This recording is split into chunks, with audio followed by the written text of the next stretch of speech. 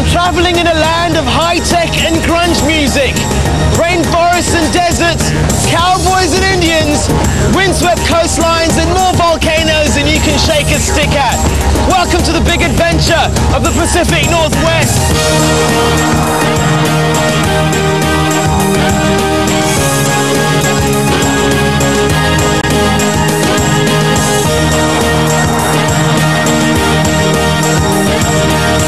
Rorvoci talore con Rubka Bepato. Northwest.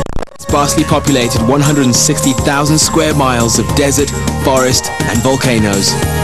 Setting out from Seattle, I fish with Indians in La Push and play lumberjack in Hoquiam. From historic Astoria and the 500-foot dunes of Florence, I turn east to the rodeo in Pendleton, backtrack to eco-friendly Portland and the smouldering volcano of Mount St. Helens.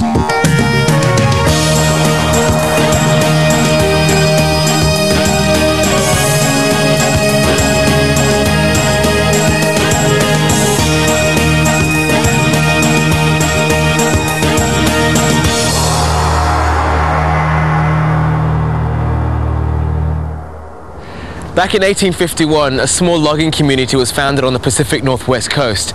Today, it's consistently voted one of the best places to live in America. Seattle.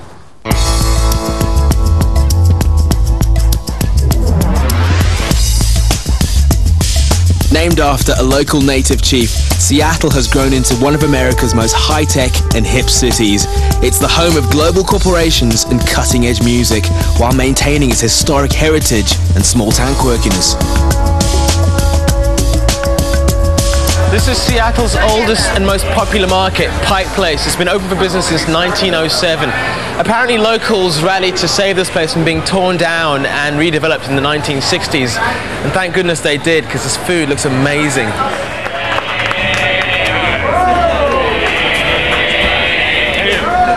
Tell me about the fish tossing. What's that about?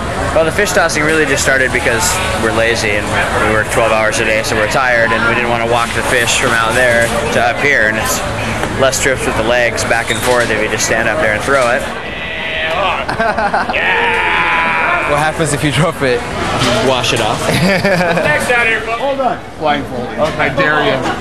Blindfolded, come on! I got you, man. Trust me. Yep. Next check. They're fine.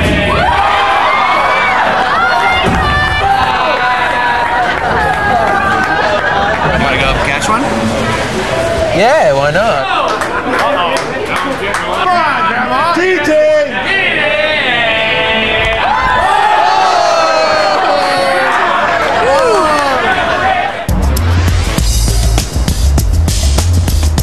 The start of Seattle's boom years pretty much dates back to 1962 when the World Fair was held here. One building that was built in particular for that fair has become the symbol for high-tech Seattle, the Space Needle. The 600-foot ride to the top is quite expensive at over $10 a ticket, but the view, wow, it's truly spectacular.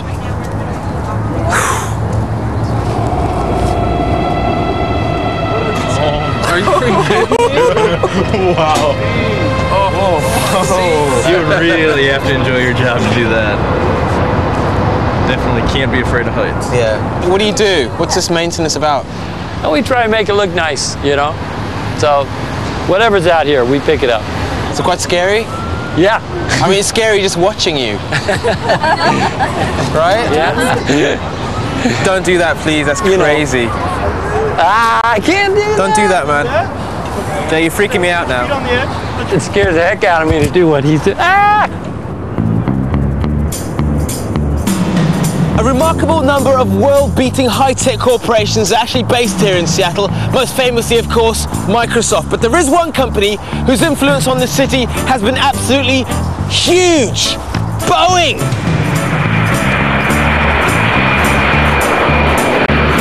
Boeing was founded in the area in 1915. Since the 1960s, it has built literally thousands of airliners in this, the world's largest building by volume, employing up to 80,000 people.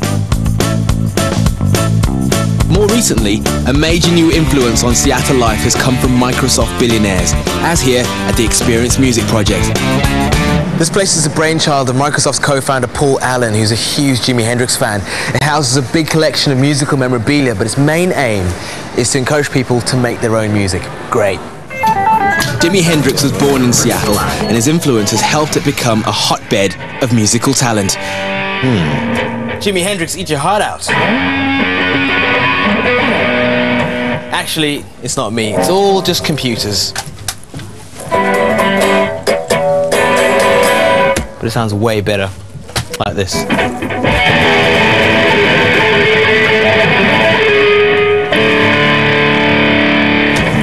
Seattle has long been renowned for its vibrant music scene. Most famously, in the late 1980s, the city gave birth to grunge. All right, so this is it. This is downtown Seattle. I'm at the Central, and apparently this is where Nirvana played their first ever gig. Let's go see if grunge music is still alive. All she ever wanted were the answers that she needed. Gave her the reason for her to leave him. She couldn't find the courage. It was too much of a burden.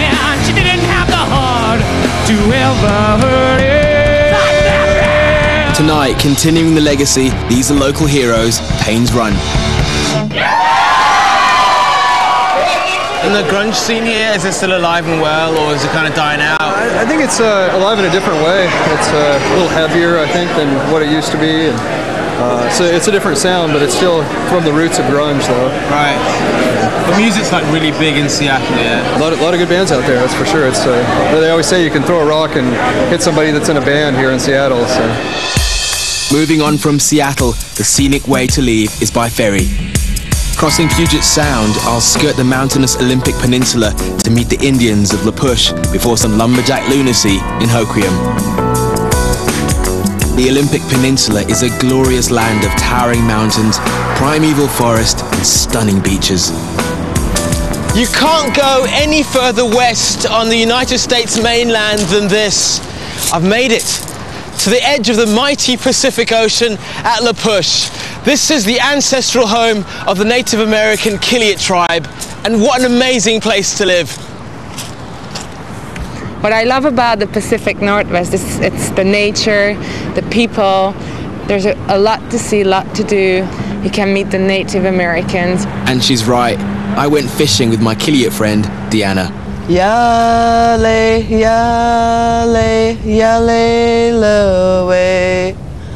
Aya, toya, kalaka, away, hey, oh, oh. So the idea is if you sing that song, maybe you'll get lucky on the fish. Mm-hmm. Mm-hmm.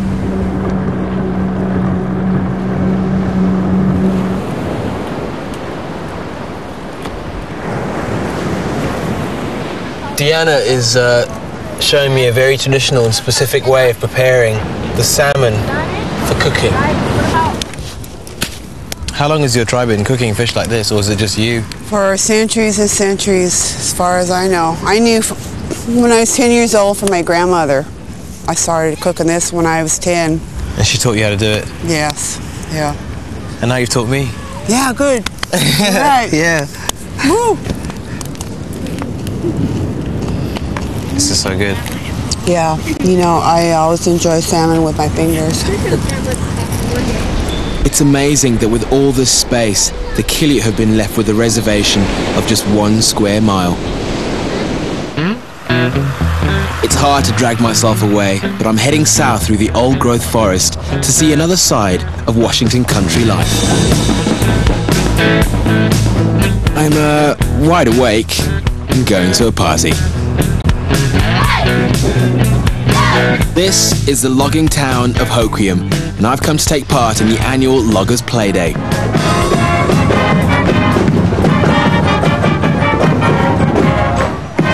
Top lumberjacks come here to compete, but anybody can join in, even me, as long as I pass the qualifying events. All right, now here's the contest. We take 3 throws. Those 3 are added up into the total to see if you can make the final. Oh.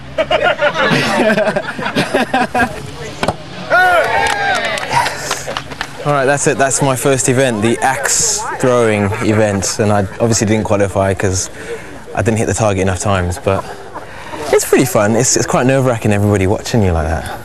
I thought it was going to be easy. You know? Well, this takes a lot of practice. This is a professional sport. These people do put in a lot of time. We have one person here that's really going to be hard to beat. I mean, he's going to have a very bad day for anybody to beat him. His name is Rob Weibel, and he's very accurate in the axe throw. He's very fast in the choker setting. He's truly going to go after that, what we call the coveted all-around logger. You pay an entry fee, and you pay for all your own equipment and all your travel costs and all that sort of thing. And if you place well, then you'll win some money, and if you don't, then you've just had a good time. You know, I make enough money to you know, buy my wife a few nice things, and hopefully she'll let me do it again next year.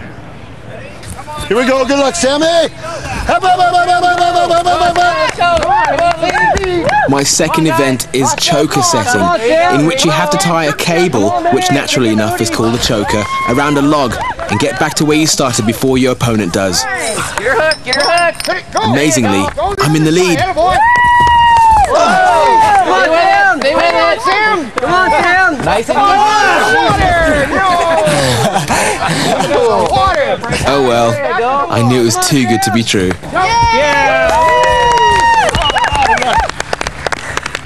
Generously, my fellow contestant Lee Pickett seems impressed with my efforts as a novice. Crazy. First time? First time. Good job. He asked me to be his partner in tonight's sawing finals. Blow the saw away from you. That's it, Sammy. There'll be nothing but dust flying tonight.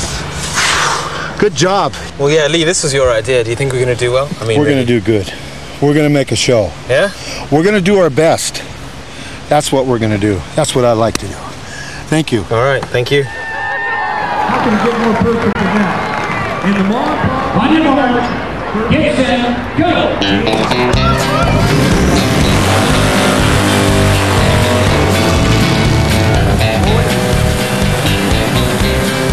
There's a hell of a lot of testosterone on show in all the events, but the one that really gets a crowd going is tree climbing.